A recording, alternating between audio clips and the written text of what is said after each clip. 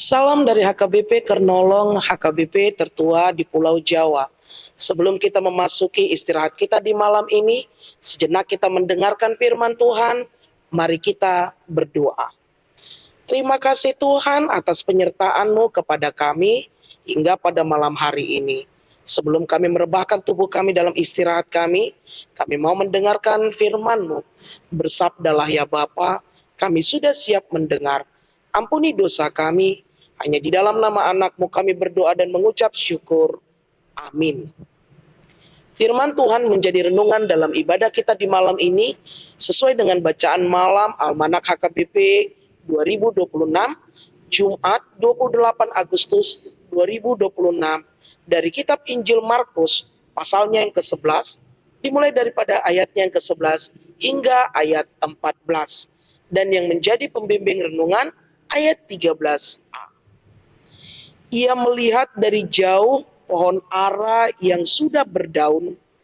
Ia mendekatinya untuk melihat kalau ia menemukan apa-apa pada pohon itu.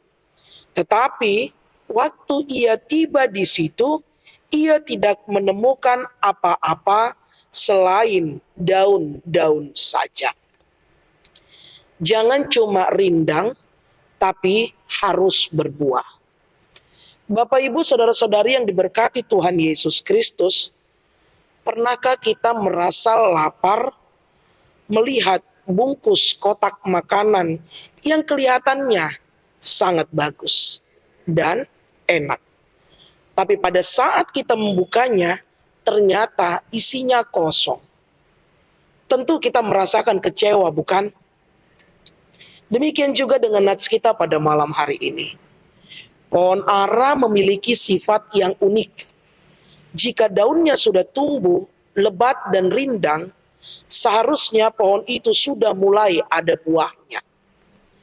Tetapi pada saat Yesus lapar dan melihat pohon ara yang daunnya lebat itu dari kejauhan, Yesus berharap bisa menemukan buah untuk dimakan di sana.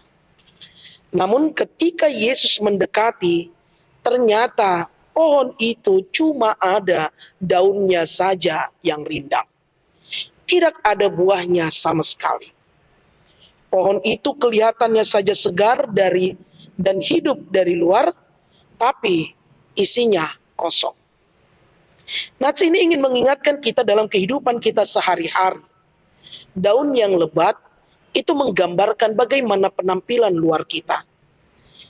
Kita rajin beribadah, kita hafal akan firman Tuhan, kita seringkali membuat postingan di media sosial tentang hal-hal yang rohani. Kita sering berdoa, kita pakai kalung salib. Dan buah menggambarkan sikap dan perbuatan nyata kita.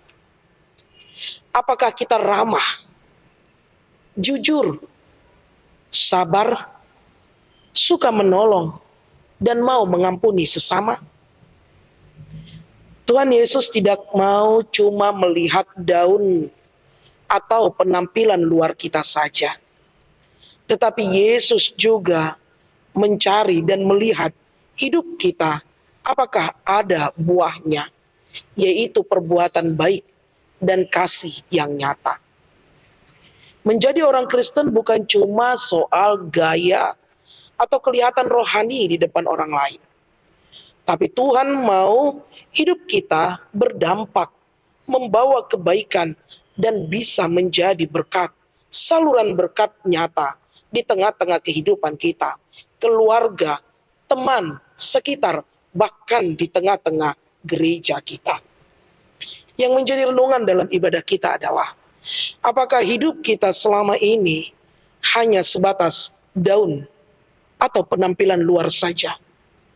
Ataukah kita sudah menghasilkan buah atau perbuatan baik terhadap sesama kita dan orang lain?